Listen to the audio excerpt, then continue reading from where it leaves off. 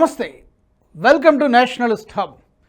తమిళనాడు రాష్ట్రానికి సొంత రాజ్యాంగం కావాలి, ప్రత్యేక విదేశాంగ విధానం ఉండాలి, బ్రాహ్మణ ఆధిపత్యాన్ని అణిచివేయాలి. ద్రవిడ నాట తరచూ వినబడుతున్న వ్యాఖ్యలివి. వేర్పాటువాద భావజాలం ఉద్ధృత స్థాయికి చేరింది. తమిళనాడును దేశం నుంచి విడగొట్టే కుట్ర నిరాటంకంగా కొనసాగుతోంది. ఇంతకీ ఈ కుట్రలు చేస్తున్నదెవరు? కుల విద్వేషాలను, వేర్పాటువాద భావజాలాన్ని రెచ్చగొడుతున్నదెవరు? చూద్దాం. అంతకంటే ముందు మన NH ప్రైమ్ OTTని సబ్స్క్రైబ్ చేసుకోవడం మాత్రం మర్చిపోవద్దు. www.nhprime.in వెబ్సైట్కి వెళ్ళి ఇప్పుడే సబ్స్క్రైబ్ చేసుకోండి. జాతీయవాద జర్నలిజాన్ని ప్రోత్సహించండి. కరుడుగట్టిన ద్రవిడవాద వేర్పాటువాది, మే 17 వేర్పాటువాద ఉద్యమ నేత తిరుమురుగన్ గాంధీ మరోసారి వేర్పాటువాద గళం వినిపించాడు. హిందువులపై, ప్రత్యేకించి బ్రాహ్మణ సమాజంపై విద్వేషపూరిత ప్రసంగాలు చేయడంలో ముందుండే తిరుమురుగన్ తాజాగా బ్రాహ్మణులకు వ్యతిరేకంగా వివాదాస్పద వ్యాఖ్యలు చేశాడు. ఇజ్రాయిల్-ఇరాన్ యుద్ధంపై ఏర్పాటు చేసిన ఓ కార్యక్రమంలో తిరుమురుగన్ కుల విద్వేషాలను, వేర్పాటువాదాన్ని రెచ్చగొట్టాడు. ఇజ్రాయిల్-ఇరాన్ యుద్ధాన్ని 2009లో LTTEతో శ్రీలంక చేసిన యుద్ధంతో పోల్చాడు. అంతేకాదు, తమిళనాడు రాష్ట్రంలోని అధికార DMK ప్రభుత్వం ప్రత్యేక విదేశాంగ విధానాన్ని రూపొందించుకోవాలని సూచించాడు. మే 17 వేర్పాటువాద ఉద్యమంలో పాల్గొన్న ఎమ్మెల్యే వేలుమురుగన్ ఈ విషయాన్ని ఖచ్చితంగా అసెంబ్లీలో లేవనెత్తుతారని ఆశిస్తున్నట్టు చెప్పాడు.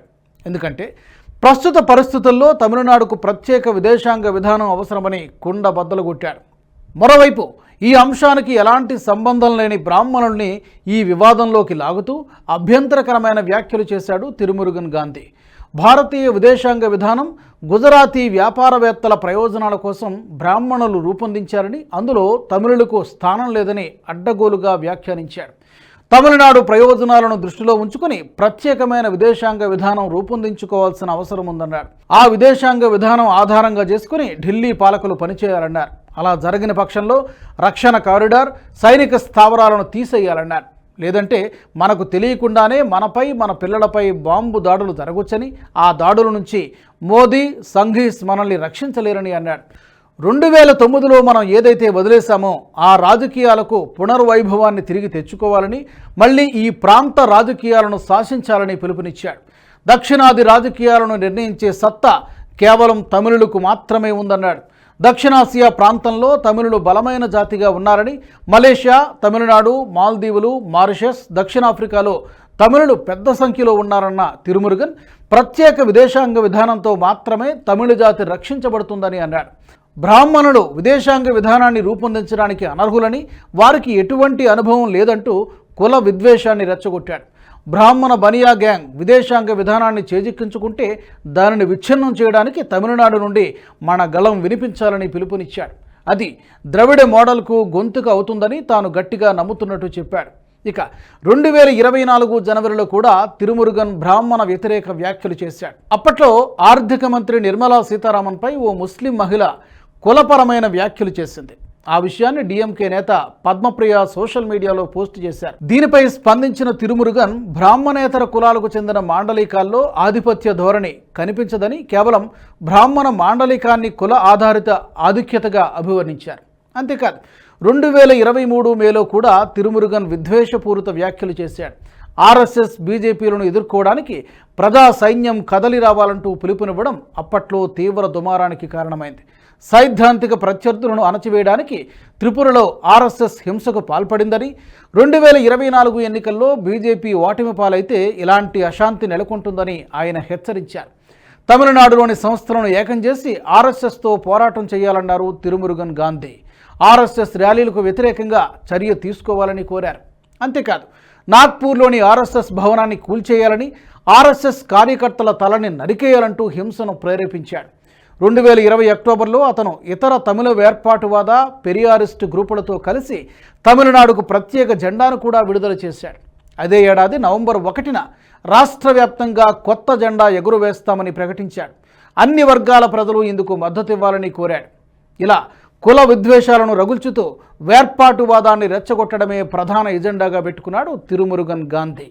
కరోనా విపత్తు కాలంలో మోదీ ప్రభుత్వం తీసుకొచ్చిన స్వదేశీ వ్యాక్సిన్లపై కూడా అక్కసు వెళ్ళగక్కాడు.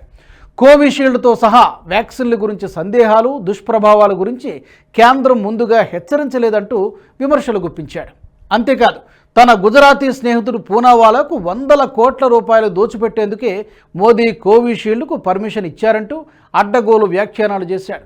తాజాగా చెన్నై మెరీనా బీచ్ రోడ్డులో నిర్వహించిన ఇండియన్ ఎయిర్ ఫోర్స్ ఎయిర్ షోపై కూడా తిరుమురుగన్ గాంధీ విమర్శలు గుప్పించాడు. ఎయిర్ షో సందర్భంగా తొక్కిసలాటలో 5 వ్యక్తులు మృతి చెందితే ఆ తప్పంతా కేంద్ర ప్రభుత్వానిదే అన్నట్టు సోషల్ మీడియాలో విషంగక్కాడు. నిజానికి స్థానిక డిఎంకే ప్రభుత్వం ఎయిర్ షోకు సంబంధించిన ఏర్పాట్లు చేయడంలో పూర్తిగా విఫలమైంది. ఎయిర్ షో తిలకించడానికి ఎంతమంది హాజరవుతారన్న విషయంపై కూడా డిఎంకే ప్రభుత్వానికి క్లారిటీ లేదు.